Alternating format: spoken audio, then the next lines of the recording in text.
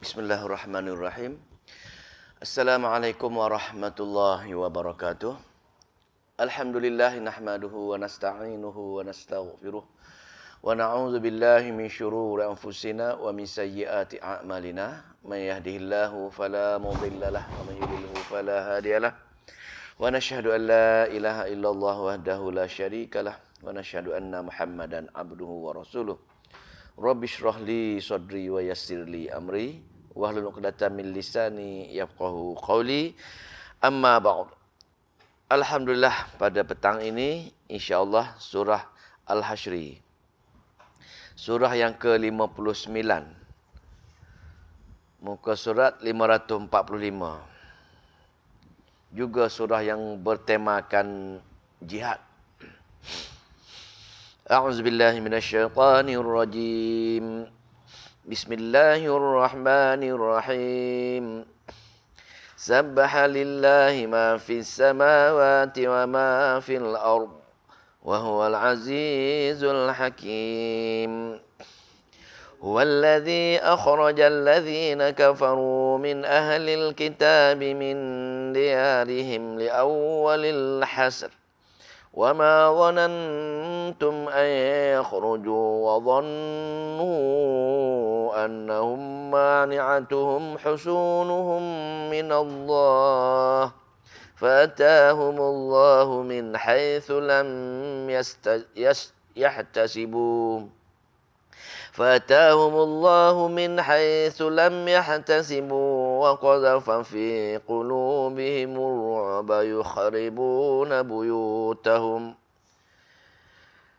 يُخْرِبُونَ بُيُوتَهُم بِأَيْدِيهِمْ وَأَيْدِي الْمُؤْمِنِينَ فَاعْتَبِرُوا يَا أُولِي الْأَبْصَارِ. Alhamdulillah. Surah Al-Hasyr, sebagaimana yang kita sedia maklum, iaitu surah yang ketiga daripada 10 rangkaian surah-surah yang bertemakan infak dan jihad. Sebelum ini kita dah tengok dah surah Al-Hadid, iaitu bincangkan bab pembukaan, yakni jihad dan infak. Lepas itu surah yang ke-58, surah Mujadalah, yakni surah yang bincangkan bab jihad. Juga pada petang ini surah yang ketiga daripada 10 rangkaian surah, 10 serangka, iaitu Al-Hasyr, juga bertemakan jihad. Surah tak panjang kan, dia cuma 24 ayat. Kita bagi dua lah, separuh hari ni, separuh untuk petang besok insya-Allah. Sebenarnya surah mengenai Al-Hasyr ini juga merupakan surah yang ada asbabun nuzul, yakni tentang masyarakat Madinah, masyarakat Yahudi di Madinah, iaitu mereka telah melanggari perjanjian. Mereka telah melanggari perjanjian dengan Nabi besar kita Nabi Muhammad sallallahu alaihi wasallam. Maknanya bila Nabi berhijrah di Madinah, masyarakat di Madinah dipenuhi dengan masyarakat Yahudi dan Arab. Masyarakat Yahudi ini ada Bani Nadir, iaitu satu masyarakat yang kaya lah. Yang kedua Bani Quraizah dan Bani Qainuqat, 3 bani utama di kota Madinah. Dan kehadiran mereka di Madinah ialah menunggu kehadiran Nabi. Jadi bila Nabi yang ditunggu-tunggu oleh mereka berpindah daripada Mekah ke Madinah, maka penantian mereka bertukar menjadi kedengkian dan penuh hasad dengki. Pasal populariti mereka telah menurun kerana sebahagian besar masyarakat mula beralih daripada berguru dengan ulama-ulama Yahudi, bertukar arah kepada berguru dengan Nabi besar kita Nabi Muhammad sallallahu alaihi wasallam. Sebelum masa mula-mula Nabi berhijrah di Madinah, maka Nabi telah mengadakan perjanjian dengan masyarakat Yahudi, yakni sama-sama penduduk di Madinah, kaum muslimin dan orang-orang Yahudi sama-sama berusaha untuk menciptakan kedamaian di kota Madinah. Masing-masing bebas peluk agama masing-masing. Yang kedua, kaum muslimin dan orang-orang Yahudi wajib saling menolong di antara satu sama lain. Kalau orang luar serang Yahudi, Nabi akan tolong dia. Kalau orang lain serang Islam, Yahudi akan tolong dia. Itu perjanjian dia. Lepas tu barang siapa di antara masing-masing tempat mereka tempat tinggal, maka wajib pelihara keamanan dan hartanya. Maka seandainya ada perselisihan di antara dua agama ini, yakni pertentangan di antara masyarakat muslimin dan orang Yahudi yang tidak dapat diselesaikan, maka urusan penyelesaian akan diserah kepada Nabi kita Nabi Muhammad sallallahu alaihi wasallam. Itu dia punya suasana di Madinah masa mula-mula Nabi berhijrah di Madinah. Diringkaskan cerita untuk asbabun nuzul ini, walaupun ada banyak asbabun nuzul yang lain lagi, kita tak payah sentuhlah. Yang utama saja, bila satu ketika Nabi telah nak menyelesaikan masalah yang menimpa muslimin. Kaum muslimin telah tak sengaja menyebabkan kematian kepada kaum Yahudi. Maka ketika itu, tak sengaja, ketika itu Nabi perlu bayar dia. Bayar denda kepada Yahudi. Dalam masa yang sama, Nabi dalam keadaan tidak ada cukup duit, maka Nabi telah pergi berjumpa dengan Yahudi Bani Nadir. Jumpa Bani Nadir untuk butang, pinjam duit. Pinjam duit untuk menyelesaikan masalah dia dengan pembunuhan tak sengaja tadi. Maka bila pergi jumpa Bani Nadir, kenapa pergi jumpa Bani Nadir? Kerana Bani Nadir ini suatu yang kaya. Dia letak lebih kurang dua batu saja daripada Masjid Madinah tu kan, dekat saja. Dan pergi jumpa tersebut. Maka Bani Nadir kata, boleh kamu datang besok kerana kami nak bincang dulu malam ni dengan kumpulan dengan pemimpin-pemimpin Bani Nadir tersebut. Maka Nabi pun balik rumah dan besok Nabi nak pergi, rupa-rupanya mereka meeting, Bani Nadir meeting untuk membuat perancangan nak bunuh Nabi. Maka mereka pun buat perancangan tipu daya. Bagaimana dia kata? Besok bila Muhammad datang ke tempat kita buat naik satu kisah batu tu, kisah gandong tersebut atas bangunan dia, atas rumah dia. Nabi lalu saja dia akan tolak batu tersebut, akan menimpa Nabi batu. Maka itu perancangan dia orang. Dia telah berjanji nak jaga keamanan, tidak nak berlaku pembunuhan, tapi tiba-tiba mereka telah mengubah perjanjian tersebut dengan cara membuat perancangan untuk membunuh Nabi pada keesokan harinya.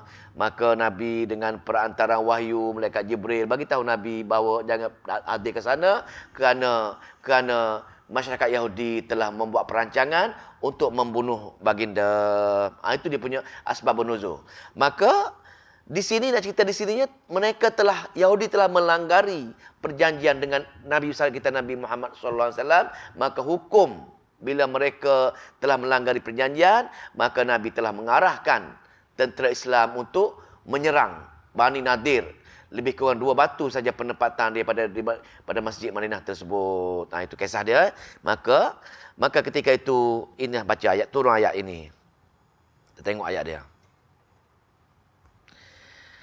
A'udzubillahi minasyaitonirrajim. Sabbahalillah. Sabbahalillah, maka telah bertasbih lillahi kepada Allah ma fis samawati wa ma fil ardi. Telah bertasbih, telah menyucikan, telah memurnikan kepada Allah apa makhluk yang ada di langit dan ada di bumi. Sama juga dengan Al-Hadid kan. Surah 10 serangkai ini, surah Al-Hadid dia dimulai dengan Sabbaha. Surah yang kedua iaitu surah Mujadalah, tiada Sabbaha. Yang ketiga ada balik Sabbaha lillah. Yang keempat tiada. Yang kelima ada, dia akan selang-seli. 10 surah ini ada tasbih dengan Allah dan bukan tasbih dengan Allah. Itu spesialnya yang seronok sangat bila kita boleh bertadabbur surah yang 10 serangkai ini. Maka telah bertasbih, telah memuji Allah, telah menyucikan Allah daripada sebarang ada sifat yang lain, ada makhluk lain ada dengan Allah, dan memuliakan dengan Allah segala makhluk di langit dan di bumi. Wa huwal azizul hakim. Dan kenapa Allah kenalkan diri dia? Dialah yang hanya dialah ada sifat maha perkasa dan maha bijaksana. Itu maksudnya. Dah dahulah panjang dalam surah sebelum ni, kita payah panjang lagi. Ayat yang kedua. Ayat yang kedua baru masuk kepada asbabun nuzul tadi. Huwallazi, dialah yang ukhrajal ladzina kafaru, telah mengeluarkan orang-orang yang engkar, orang-orang yang melanggar perjanjian tadi. Bani Nadir tadi telah melanggar perjanjian kerana telah membuat perjumpaan sulit, perbincangan sulit nak bunuh Nabi dengan cara menolak batu kisar gandum untuk menimpa Nabi, dengan pada pandangan mereka Nabi akan mati ketika itu. Maka Nabi telah mengepung mereka. Ini ayat mengepung dah. Maka huwallazi akhraja, dia yang telah mengeluarkan orang-orang yang engkar min ahlil kitab, min ahli kitab, itu yakni orang-orang Yahudi, ahli kitab Yahudi, min diarihim, dari kampung-kampung mereka, li awwali, pada pertama-pertamanya, iaitu pertama-tamanya al-hasri, pada pengusiran yang pertama. Maknanya kali pertama orang yang berani usir bangsa Yahudi daripada Bani Nadir ialah ketika ni Nabi, ketika ni pertama kali dia mengusir. Yang kedua, yang ketiga banyak. Yang terakhir sekali ialah sebelum Sayyidina Umar. Bila beliau wafat Nabi, wafat Abu Bakar, Sayyidina Umar menjadi khalifah yang kedua, maka Khalifah Umar telah mengusir kaum Yahudi di tanah Arab, di Jazirah Arab. Kenapa Sayyidina Umar mengusir? Sebelum Nabi wafat, dalam 10 wasiat Nabi sebelum Nabi wafat, ada salah satunya ialah Nabi perintahkan kepada sahabat-sahabat dia, iaitu keluarkan semua sekali bangsa Yahudi daripada tanah Arab. Ukhrujul yahudu min jazirah Arab. Keluarkan semua sekali orang Yahudi daripada semenanjung tanah Arab. Masa Nabi tak sempat. Ini pertama, yang terakhir sekali masa pemerintahan Sayyidina Umar, dia telah mengeluarkan semua sekali, clear kota Mekah, Madinah daripada bangsa Yahudi. Pertama ketika ini dia pergi kepung Bani Nadir, Bani yang terkaya lah. Maka bagaimana cara dia? Dia kepung dia. Ma zonantum, tidak menyangka an yakhruju, bahawa mereka akan keluar.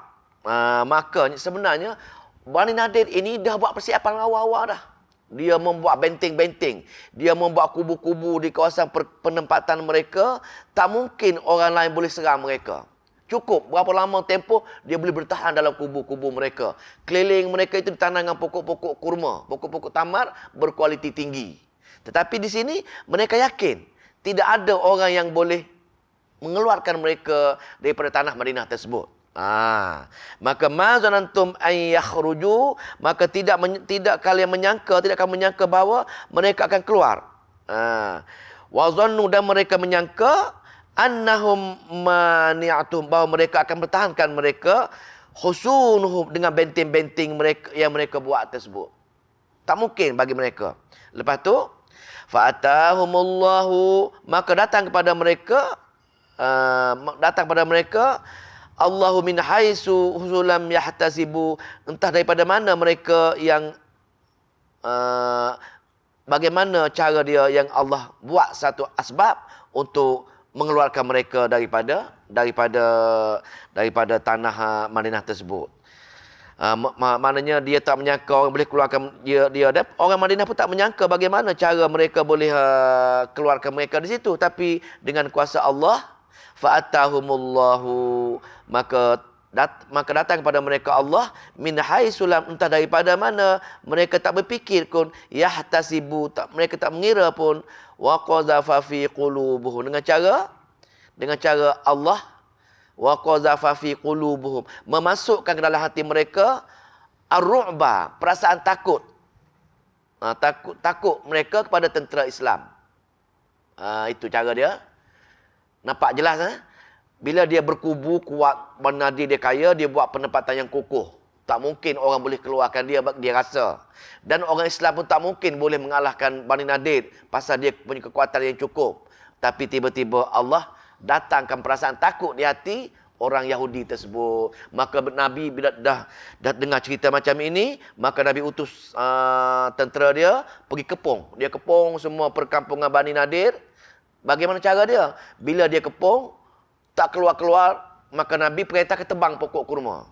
Tebang pokok kurma dan bakar. Bila bakar tersebut, menakutkan mereka sebenarnya.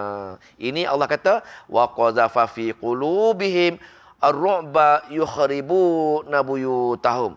Maka mereka pun bila jadi macam itu, maka mereka pun takut. Bila takut, mereka hantar wakil untuk jumpa Nabi.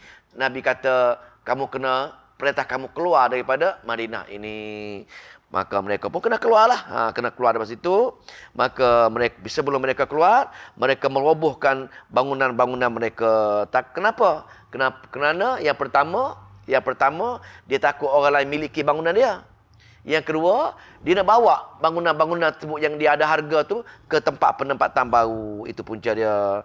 Maka yuhribuna mereka merobohkan rumah-rumah mereka biaidihim dengan tangan-tangan mereka. Mereka roboh sendiri. Mereka ambil dalam kitab tafsir, mereka ambil barang-barang berharga, ambil frame pintu, kau ambil benda-benda alat-alat meja apa ke, buat keluar daripada situ. Lepas tu al-mu'minina fa'tabiru, dan orang-orang yang beriman selepas mereka keluar, orang beriman pula roboh pula bangunan tersebut. Pasal nak kemaskan semua sekali, nak buat penempatan baru. Maka fa'tabiru ya ulil absar, maka ambillah pembaca-pembaca Al-Quran pelajaran daripada kisah orang yang melanggar perjanjian. Beginilah hukumnya, beginilah dia punya kesannya. Habis ayat yang kedua. Ayat yang ketiga. Walaula an kataballah, kalaulah tidak Allah kataba menulis. Kalau tidak Allah telah menetapkan takdirnya. Walaula an kataballahu alaihimul jala. Kalau tidak bahawa Allah telah menetapkan ke atas mereka pengusiran, maka la'azzabahum, pasti dia akan diazab. Makna cerita di sininya, tindakan hukuman tersebut Allah perintahkan untuk hukum halau je. Kalau Bani lain hukum bunuh. Dah, Bani Quraizah sebelum itu pun kumpulkan semua 500 orang yang akhir balik kerana dia melanggar perjanjian, bunuh semua. Lagi teruk. Tapi untuk Bani Nadir ini, ringan sikit hukuman dia. Pasal Allah telah tetapkan semacam itu. Walaula an kataballahu alaihimul jala ala azabahum maka fid dunya, untuk kurang azab mereka di dunia. Pasal mereka masih selamat, cuma mereka diusir pergi ke tempat lain, pergi di perkampungan lain. Walau bagaimanapun pasal mereka tidak masuk Islam, mereka tak terima Islam, walaupun di dunia ringan sikit berbanding dengan hukum bunuh atas dunia, tetapi walahum fil akhirah, untuk mereka di hari akhirat nanti azabun nar, azab neraka akan menunggu mereka lagi teruk lagi. Itulah mereka seringan, tetapi azab neraka lagi teruk untuk mereka. Inilah tema jihad, tema mengenai peperangan qital semua sekali. Ayat yang ketiga. Ayat keempat. Ayat keempat. Ayat yang keempat. Zalika, demikianlah mereka ditimpakan azab. Mereka ditimpa azab. Demikian maksud refer kepada mereka akan ditimpa azab dunia, dihalau, di hari akhirat dihumbankan ke neraka jahanam. Zalika, dia azabnya demikian, bi annahum, yang dikenakan ke atas mereka, syaqullaha, kerana mereka menentang perintah Allah. Kerana mereka menentang perintah Allah, mereka buat perjanjian, mereka langgari perjanjian tersebut. Dan wa rasulahu, dan mereka menentang perjanjian dengan rasul-rasulnya, menentang Allah, menentang rasulnya. Itulah dia punya hukuman dia, Allah azab tadi. Lepas itu, wa may yushaqillaha, dan sesiapa saja yang menentang perintah Allah dan rasulnya, maka fa innallah, maka sesungguhnya hukuman yang Allah tetapkan syadidul iqab, amat berat yang menunggu mereka sebenarnya. Dalam ayat sebelum kita baca dah, siapa yang menentang Allah pasti Allah memberi kemenangan kepada Allah dan Rasulnya. Habis ayat keempat. Laju sikit hari ni pasal dia bentuk cerita. Jadi balik semula tadi. Bila dia kepung perkampungan Bani Nazir tadi di Madinah, kepung sebenarnya. Ketika itu dia tebang pohon-pohon kurma. Tebang pohon-pohon kurma, dia bakar. Dia bakar itu menimbulkan ketakutan. Maka dia hantar wakil. Dia kata, kenapa orang Islam, kenapa wahai Muhammad kamu melakukan kerosakan kat muka bumi? Kenapa kamu membazir? Tebang pokok-pokok, sedang pokok-pokok ini berkualiti tinggi dan ada hasil. Kenapa kamu membazir? Ada kan Islam ke agama-agama Allah ni elak membazir? Dia kata macam itu. Jadi ini jawapan dia. Maka Allah jawab fitnah mereka yang mereka lontarkan kepada tentera Islam. Tengok ma qata'tum min linatin. Ma qata'tum, apa-apa yang kamu tebang min linatin, dari pohon kurma yang berkualiti tinggi. Linah ni pokok kurma yang Madinah ni pokok yang paling berkualiti kan. Lepas tu kalau kita makan kurma najwa, harga kurma najwa Madinah RM100 sekilo. Tapi yang banyak kurma-kurma najwa Mekah ke mana ke RM60, RM40. Pasal kualiti kurma ni tak berlawan kurma Madinah. Memang najwa Madinah berbeza dengan najwa lain. Pasal apa? Pasal Madinah untuk subur sangat untuk buah kurma. Ini dalil dia. Orang Nadir dulu lagi dah tanam pohon-pohon kurma di tempat penempatan dia dari jenis linatin, jenis-jenis yang berkualiti tinggi. Kalau macam kita ini harum manis lah, kalau mangga harum manis berkualiti tinggi lah, mangga yang berkualiti tinggi. Apa yang kamu tebang daripada pohon-pohon kurma yang bermutu tinggi ini, atau taraktumuha qa'imatan, atau kamu biarkan ia berada berbuah kat situ, ala usuliha, atas pokok-pokoknya, atau usul pokok-pokoknya. Sebenarnya Allah jawab, fa biiznillah, Allah yang izinkan. Bukannya pembaziran sebagaimana kamu reka tersebut. Allah sengaja menyuruh kamu tebang pokok separuh, simpan separuh untuk menggerunkan kamu atas izin Allah, bukan untuk pembaziran. Pembaziran ialah bila Allah tak redha baru ada pembaziran. Ini Allah yang perintahkan. Fa biiznillah, dengan izin Allah. Untuk apa? Untuk yang pertama, untuk memuliakan tentera Islam, ada takdir itu. Untuk memuliakan tentera Islam, lepas tu waliyukhziyal fasikin, dan menghinakan orang-orang fasik, yakni orang-orang Yahudi yang telah menipu, melanggari perjanjian. Dua sebab yang Allah suruh tebang pokok walaupun pokok berkualiti tinggi, bukannya pembaziran. Yang pertama, nak pastikan kemuliaan, naikkan derajat orang-orang Muslim, orang mukmin. Dan yang kedua, nak hinakan darjat, nak jatuhkan darjat golongan-golongan Yahudi yang buat banyak dosa, yakni melanggari perjanjian dan juga berusaha nak bunuh Rasul Allah tersebut. Itu ayat yang kelima. Allah jawab kesamaran mereka. Maka bila mereka tebang juga, mereka takut, mereka hantar wakil untuk bincang. Maka Nabi wakil, boleh Nabi kata, kamu boleh bawa keluar barang-barang kamu, tapi dengan syarat hanya semuatan unta saja. Tak boleh bawa semua. Segala harta kamu sayang ke, kamu rasa berkualiti tinggi ke, kamu tak boleh bawa pindah. Kecuali hanya semuatan unta saja. Itu saja. Maka dia bawalah unta, barang-barang tersebut, ialah ditinggalkan kat situ. Jadi ini kisah jihad lah. Kisah walaupun bukan perang, tapi serang, dikepung. Tengok bagaimana cara hukum peperangan. Hukum jihad, hukum pengumpulan harta tadi.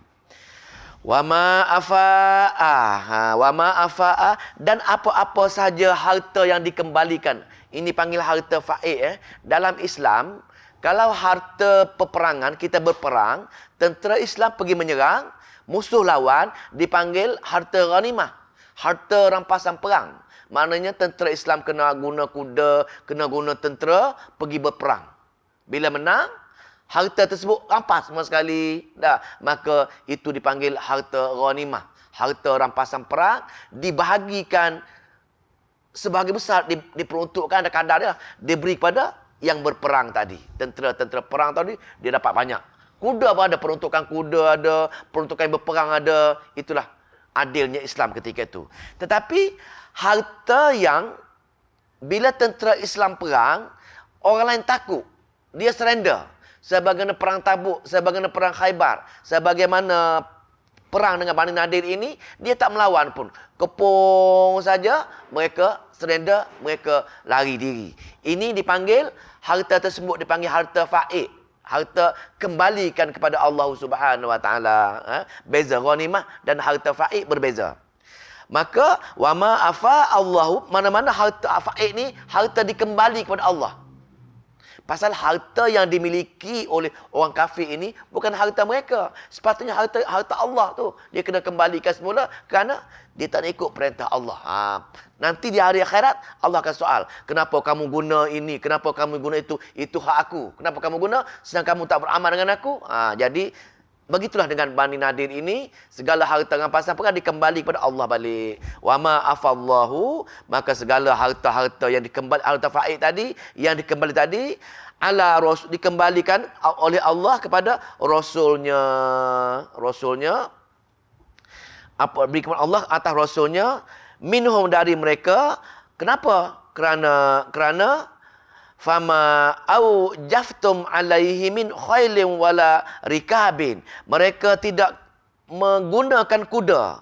Mereka tidak menggunakan ke atas dia daripada kuda, seekor kuda pun tak guna berperang pun. Kuda pun tak guna, wala rikabin, dan tidak menggunakan tunggangan. Di sini unta. Unta pun tak guna, kuda pun tak guna, askar pun tak payah berperang ketika itu. Sebab itu dikembalikan sebagai harta faid tadi. Walakinna, akan tetapi Allah yusallitu rusulahu, Allah beri kuasanya kepada Rasulnya segala harta tersebut. Ala man yasha, kepada siapa yang dikehendaki, untuk Rasul bagi kepada siapa yang dikehendaki. Tidak dibahagi untuk tentera-tentera lah. Sebab tu tentera Islam ni bila sekali pergi perang, kaya-raya banyak harta dia kembalikan. Tapi kali ni tak ada, harta tak dapat. Segala harta untuk Allah dan untuk Rasulnya. Untuk Allah, tafsir mengatakan nak buat masjid, nak buat semua segala untuk guna Allah lah, rumah-rumah Allah. Untuk Nabi diberi kepada para fakir miskin, semua segala ikut susu galuh dia ni baca dia. Maka ala may yasyak, pada siapa yang Nabi nak berikan. Wallahu ala kulli syai'in qadir, dan Allah berkuasa ke atas segala sesuatu untuk beri segala harta rampasan harta faid tadi. Cara mana? Maka Allah umumlah pembagian harta dia. Detail detail sama sekali mengenai jihad ini, bagaimana pembagian harta. Lepas lagi kita akan baca bagaimana pembagian harta ghanimah. Ini harta faid, harta yang Allah Rasul mutlak untuk dia. Atas dia nak bagi kepada siapa? Ma'afa Allahu, apa saja harta yang dikembalikan oleh Allah. Apa saja harta yang dikembalikan kesan pada perang yang tak melawan tadi, ala rasulihi, ke atas Rasulnya, min ahlil qura, dari penduduk negeri tersebut, daripada harta Bani Nadir tadi yang dia rampas tadi, dikembalikan tadi, maka falillahi, maka bagi Allah, walir rasuli, hak milik Allah dan Rasulnya untuk menggunakan harta tersebut, memilikinya, walizi, dan memilikinya kepada siapa? Dia akan bagi kepada walizil qurba, dan mereka dibagi kepada hubungan kaum kerabat, wal yatama, wal masakin, wabni sabil. Dia akan bagi kepada anak-anak yatim, orang miskin, dan orang yang di jalan Allah. Berjuang di jalan Allah. Kaila, agar apa? Agar yakuna dulatan bainal aghniyai, agar harta tersebut tidak bertumpu pada orang-orang yang dah kaya raya. Orang miskin perlu ni tuntutan-tuntutan, orang yang susah. Maka bahagian Rasul, bahagian Nabi tadi di samping dibagi kepada kerabat-kerabat yang terdekat dengan dia, dibagi kepada kaum-kaum yang tadi supaya mengelakkan harta pergi pada orang-orang yang kaya raya. Agniya. Maka ada tak puas hati. Ada juga di kalangan tak puas hati. Maka Allah tegur golongan tak puas hati ini. Pasal harta ini aku bagi pada Nabi aku. Pasal aku bagi kemenangan Nabi tak payah berperang. Maka itu hak Nabi. Kalau Nabi kata bagi A, ambillah. Dan yang tak dapat, jangan tinggalkan. Itu maksudnya. Tengok ayat ni.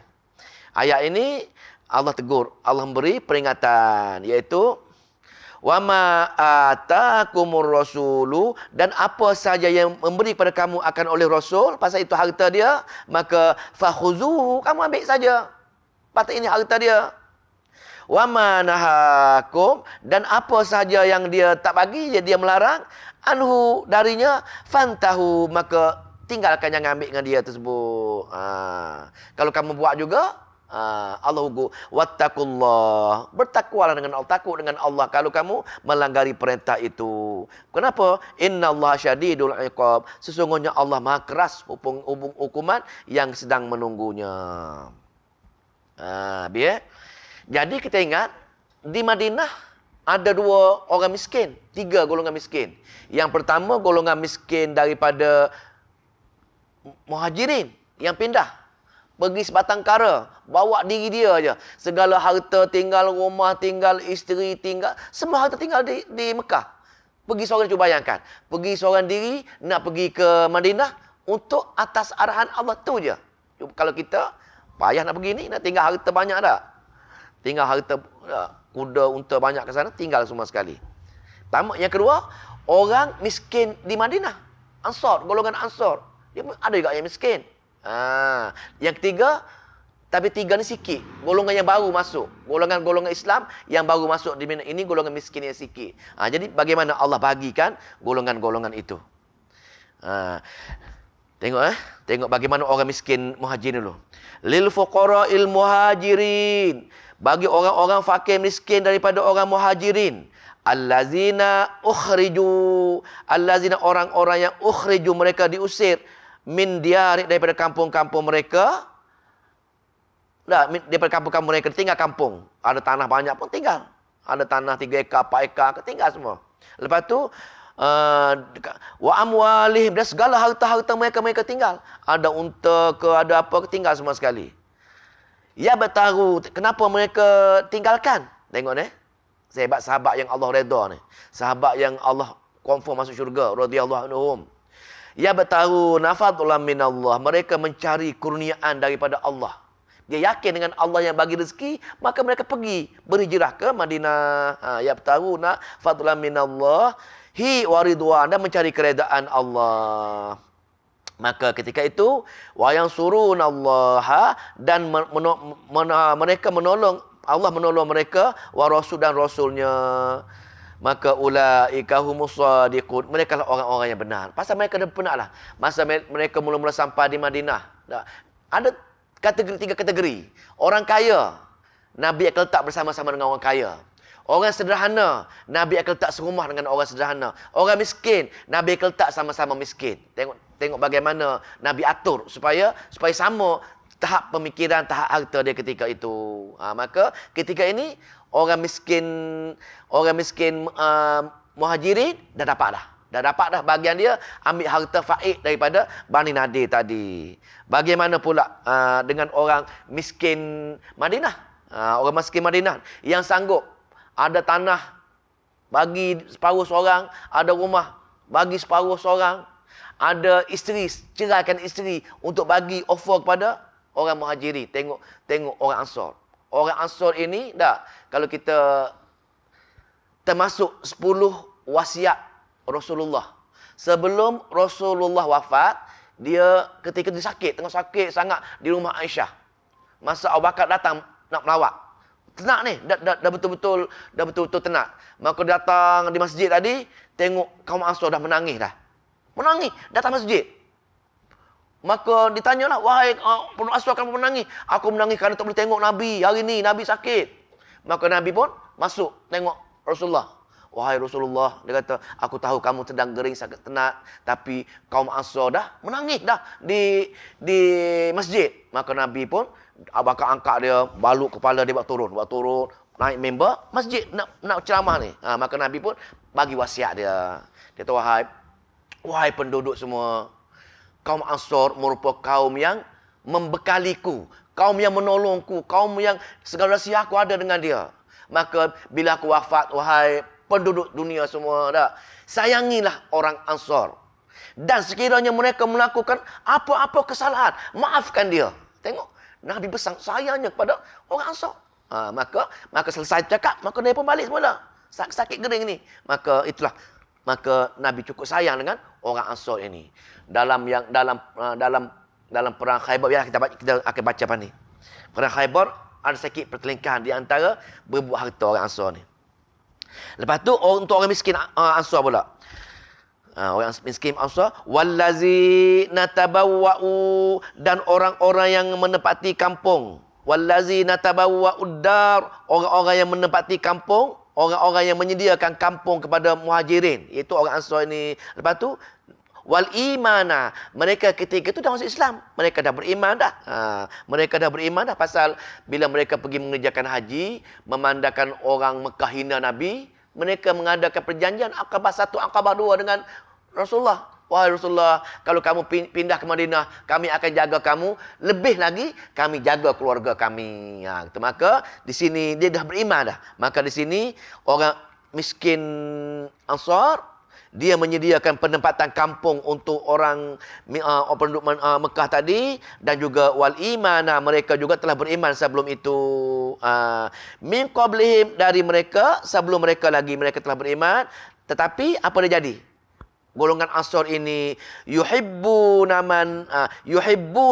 dan mereka amat-amat menyintai. Mereka amat-amat mencintai siapa? Man hajara, orang yang berhijrah tadi. Untuk apa tu yang kaya tu, Abdul Rahman Auf. Dia pergi duduk orang kaya. Orang kaya tu isteri ramai.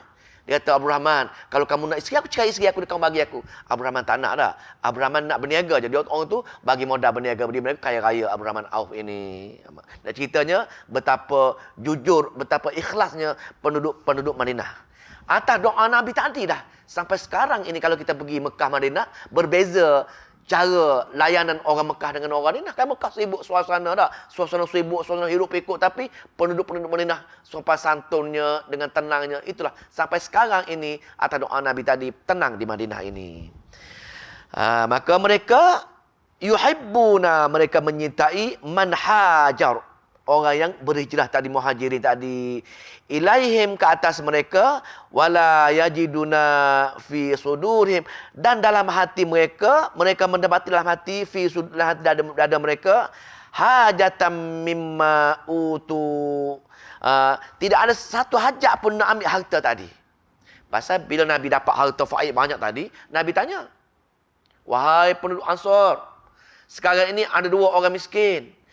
3 tak kuatlah, yang 2 yang utama. 1 orang daripada muhajirin, 1 daripada Ansar, daripada kaum kamu. Bagaimana harta ini? Kalau aku boleh bagi 2, boleh, tapi dengan syarat orang muhajirin masih lagi bekerja ladang kamu, duduk serumah dengan kamu. Tapi kalau harta ini aku bagi kepada semua sekali, kepada orang miskin muhajirin, maka mereka akan keluar pada rumah-rumah kamu. Dia akan buat penghidupan semula. Maka orang Ansar, dia tak nak.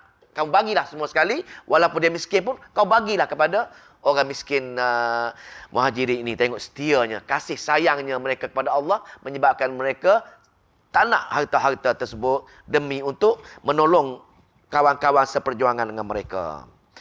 Mereka dalam hati mereka langsung fi sudurihim hajatan, dan dalam mereka tidak ada hajat, wa mimma utu, yang mereka terbeli mereka tak utamakan. Wa yu'thiruna, dan mereka mengutamakan atas diri mereka. Mereka utamakan apa yang mereka ada, tak apa mereka tak ada pun. Walaupun kana bihim khasasah, walaupun mereka duit tak ada, mereka miskin, mereka amat-amat makanan pun tak ada, tapi demi rakan seperjuangan, mereka membiarkan harta diberi kepada golongan muhajirin tadi. Dah tengok ayat, walau kana bihim khasassah, walaupun keadaan diri mereka dalam keadaan susah-susah sangat, tapi mereka tak nak harta-harta tersebut. Wa may yuqashuha, ini dipanggil ayat teguran Allah. Allah memuji sifat tak tamak orang miskin Madinah. Allah kata, wa may yuqashuha, barang siapa yang dipelihara daripada syuha ini, sayang dengan duit, sayang dengan harta, sayang dengan dunia. Sesiapa yang boleh menjaga diri mereka dari bakhil, dari kedekut. Itu maksudnya. Sesiapa sebagaimana orang miskin Madinah ini, siapa yang boleh jaga suha nafsihi, daripada dirinya. Sesiapa yang menjaga diri dia daripada sayang dengan harta hingga tak nak bagi pada orang lain, tak nak infak tadi. Faulaika, mereka itulah humul muflihun. Mereka yang benar-benar beruntung kerana Allah buat tambahan janji Allah kepada mereka itu. Maka itu janji Allah Subhanahu Wa Taala kepada golongan-golongan ini. Itu maksudnya. Itu untuk dua golongan yang miskin tadi. Ayat 10. 10. Ini kena untuk kita ni. Allah memberi peringatan juga kepada kita. Dah tahu dah orang dahulu-dahulu ni baik. Orang yang berjuang dengan agama baik. Orang muhajirin ke, orang ansar ke, semua golongan-golongan terpilih, golongan yang Allah redha. Maka satu golongan lain pula, iaitu golongan yang baru masuk Madinah. Baru pindah daripada negara-negara Yaman ke, daripada negara Syam ke, pindah di Madinah. Ini untuk golongan itu, termasuk untuk kita semua. Termasuk Allah ajar doa untuk kita semua, untuk berdoa kepada golongan muhajirin dan golongan ansar yang banyak jasa dia untuk ke arah permulaan kecemerlang Islam ini. Apa doa dia? Wallazina ja'u, dan orang-orang datang daripada mereka sesudah mereka, min ba'dihim. Wallazina ja'u, dan orang-orang yang datang min ba'dihim, sesudah mereka.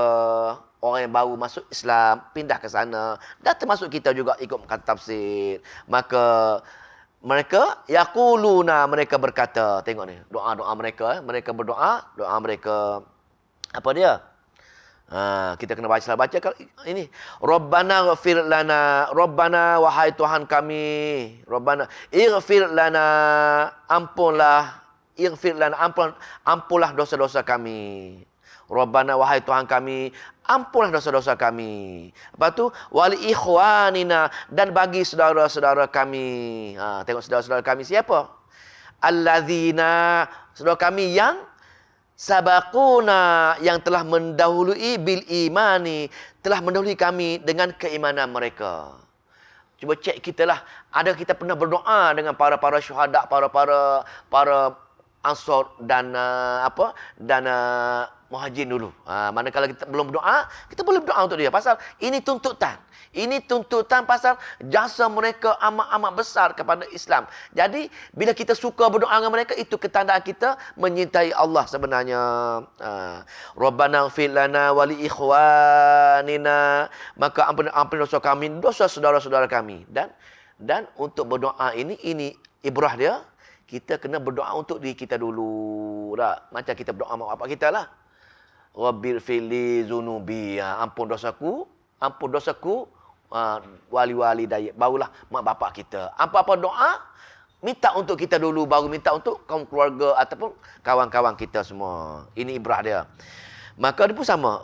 Rabbana ighfir lana, wahai Tuhan kami, ampunlah dosa kami dan kawan saudara-saudara kami yang dahulu kami telah beriman, telah mendahului kami beriman. Wala taj'al, dan janganlah engkau jadikan fi qulubina, dalam hati kami, ghillan, dengki, hasad semua sekali. Pasal hasad, dengki ini penyakit hati. Mana kita risau, takut untuk kita sekalipun, kita rasa dengki, tak nak berdoa untuk orang-orang yang telah mendahului kita. Maka kita sama untuk kita apply pada kawan-kawan kita semasa pun, kita tak boleh rasa sakit hati, dengki nak mendoakan kawan-kawan kita yang satu Jumaat dengan kita. Kita rasa, nanti aku doa dengan dia kan, dia masuk syurga, susah aku pula. Tak nak macam tu. Kita mesti berdoa pasal apa? Buang segala perasaan dengki. Pasal bila kita berdoa dengan dia, automatik kita akan dapat doa tersebut. Itu, tapi kita ni rasa perasaan dengki dalam hati kita, tak nak mendoakan kawan kita, bagilah harta kepada kawan aku, bagi rezeki kepada kawan aku. Tak naknya tu. Itu penyakit hati. Penyakit hati tak nak orang lain melebihi kita dari segi ilmu, daripada rezeki-rezeki, daripada kesihatan. Sedangkan itulah sebenarnya untuk kita sebenarnya. Tapi terbalik kita tak menyukai kawan kita. Kalau bentuk ayat ini, bila kita tak menyukai kawan kita sesama manhaj, sesama Islam, sama-sama Qari'ah, maka ada satu penyakit hati kita, penyakit dengki, penyakit hati kita. Dengki tersebut yang akan tarik segala pahala-pahala kita. Akan tarik pahala-pahala penyakit hati, bahaya penyakit hati. Maka qulubina ghillan, maknanya jangan jadikan dalam hati kami ghillan, perasaan kedengkian untuk tidak nak minta dengan orang lain. Kalau dapat dengki pula. Lepas tu lillazina amanu, bagi orang-orang yang beriman. Dengki bagi kepada orang-orang yang beriman.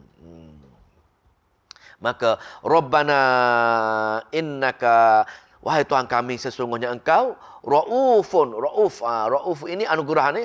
Allah maha baik, maha halus penyantun dia. Dan Ar-Rahim, maha kasihan belas. Allah cukup-cukup halus. Cukup-cukup halus bila kita minta dengan kawan dia. Bila bagi kepada kawan kita tadi, kita pun Allah akan bagi juga. Cukup halus, cukup sopan santun. Allah Subhanahu wa ta'ala maha sopan santun. Ar-Rahim dan maha kesian belah penak kita berdoa, maka Allah akan makbulkan doa kita. Boleh lagi? Ke penak dah? Ayat akhir boleh satu ayat lagi dah. Pasal dah habis dah bab jihad, bab perang. Satu golongan lagi yang masyarakat dua alam ni. Dia mesti ada ni. Orang dua alam, tukang adu domba. Yang ni golongan yang takut berjihad, takut berinfak. Dia bercakap saja. Dia pun ketuai oleh Abdullah Ubay ni. Dia dah tengok, dah dengar perancangan Yahudi ini. Dia pergi jumpalah dengan Bani Nadir. Wahai Bani Nadir, jangan kamu risau, kamu kaya, kamu ada kelengkapan cukup, kamu punya rumah memang tak boleh orang ceroboh kamu. Dan kalaulah kamu kalah juga, kamu dihalau keluar, kami akan menyokong kamu pergi bersama-sama kamu juga. Kalau kamu berperang, aku pasti menolong kamu untuk berperang melawan dengan grup-grup Muhammad ini. Ini munafik. Sedangkan dia orang Islam. Dengan ni pun dia cakapnya tu juga. Oh, dia ni jahat, dia tu nak bunuh kamu, dia tu nak sediakan kisar batu, nak umpak kepala kamu, wahai Rasul. Dia cakapnya tu juga. Dengan di Bani Nadir, dia laga-lagakan di antara Bani Nadir dengan tentera mukmin ini. Ini golongan yang nak cari kepentingan dunia ini. Maka Allah tegur golongan ini. Allah bagi tahu tentera Islam supaya kenal golongan ini. Siapa dia? Alam tara ilal lazina, tidakkah kamu melihat, wahai Muhammad, tidakkah kamu melihat allazina, orang-orang yang nafaqu, orang-orang yang ada sifat munafik. Tidak kamu lihat, pasal tak pernah kamu hari-hari dengan dia, masjid dengan kamu, berguru dengan kamu, dan masa sama dia pergi berguru juga dengan orang-orang Yahudi ini. Apa kata dia? Tak melihat orang munafik ini. Yaquluna, mereka berkata li ikhwani, kepada saudara-saudara mereka. Siapa dia saudara mereka? Dua saudara. Satu orang mukmin pun saudara juga. Satu Yahudi pun saudara mereka juga. Pasal dia bermuka-muka ni. Dia bermuka-muka. Yaqulu li ikhwanihimul ladzina kafaru. Dia berkata kepada saudara mereka di sebelah yang engkar, sebelah orang Yahudi tadi, iaitu min ahlil kitab, daripada ahli-ahli kitab Yahudi ini, ahli kitab Taurat ini. Dia berkata kepada orang Yahudi ini. Dia kata apa? La in ukhrijtum, jika sungguh kamu diusir, wahai saudaraku orang Yahudi, kalau sungguh mereka usir kamu, jangan risau. La nakhrujanna ma'akum, pasti kami keluar bersama kamu. Tengok janji dia. Sedap dia bercakap, meyakinkan orang nak Bani Nadir ini. Pasti lanakhrijunna ma'akum. Pasti kami keluar bersama kamu untuk melawan tentera-tentera muslimin ini. Wala nuti'u fikum, dan kami akan mematuhi, dan tidak kami tidak mematuhi fikum pada kamu, kami pasti tidak mematuhi kamu ahadan abada, kecuali selama-lamanya kami ikut kamu saja. Kami tak dengar kata orang lain, pasti kami mengikut kamu selama-lamanya. Wa in qutiltum, dan jika kalian diperangi. Tengok janji dia. Mana sungguh janji ni? Pasal syaitan kan. Wa in qutiltum, dan jika kamu diperangi. Lanansurannakum, pasti kami membantu kamu. Pasti kami bersama-sama kamu mengangkat senjata perang. Wallahu yashhadu, tengok. Dan Allah menyaksikan innahum lakadzibun, orang yang bercakap mendustakan ini. Ketika itu juga bila selepas perang Badar, mereka tak ikut perang. Mereka duduk perhati saja. Tak. Mereka yakin tentera-tentera musyrikin akan hancurkan tentera Islam. Pasal 1000 lebih lawan 300 lebih. Mana mungkin menang 300 lebih. Terkejut dia tiba-tiba menang tentera Islam. Takut dia. Dia mula buat, orang munafik mula buat perancangan. Dia mula buat perancangan, dia pergi jumpa musyrikin Mekah. Wahai orang musyrikin Mekah, dia kata dah, aku tahu kamu silap tadi. Tunggu kita perang sekali lagi, aku akan bersama-sama dengan kamu. 40 orang dia pergi. Secara sulit, maka Nabi dapat tahu perihal mereka ini. Maka bila balik semula di Madinah, ketua mereka Ka'ab bin Ashraf, Nabi Allah perintahkan, Nabi jatuh hukum bunuh untuk Ka'ab bin Ashraf ini. Itulah. Maka kesan dendam daripada inilah. Maka bila berlaku perang Uhud, mereka mula lari. Pergi dari perang, mereka munafik lari balik, lari daripada perang Uhud tersebut. Itulah cerita golongan-golongan munafik, dan mereka menyebarkan cerita-cerita macam ini. Janji-janji mereka.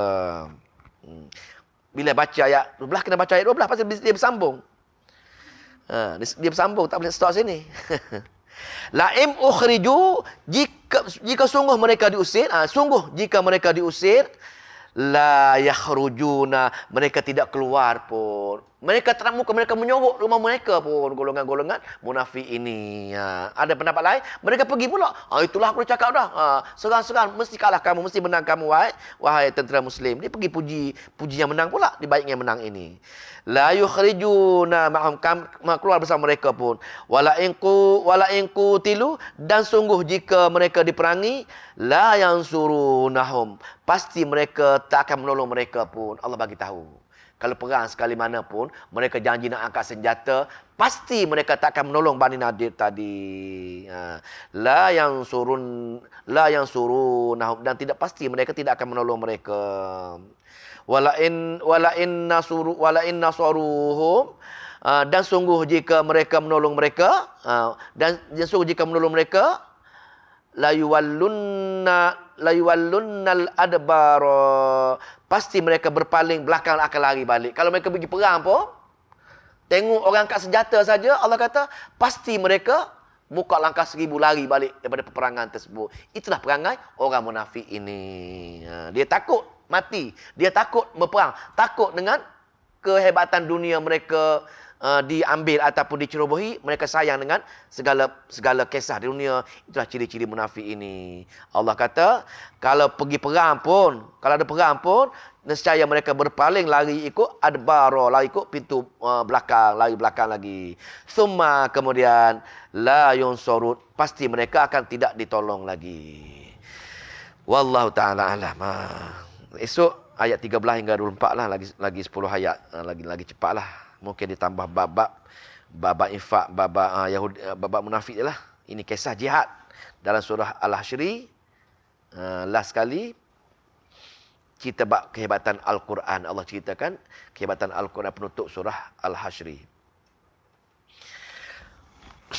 Allahumma salli wa sallim wa barik ala Muhammad. Allahumma faqihna fi din wa alimna ta'wil wahdina ila sawa'is sabil. Allahumma fiqna lima tuhibbu wa tarda waj'al akhiratana khairan minal ula. Radina billahi rabbil islami dina wa bi Muhammadin nabiyya wa rasulah. Allahumma aj'alil qur'ana hujjatan lana ya arhamar rahimin. وتجعلنا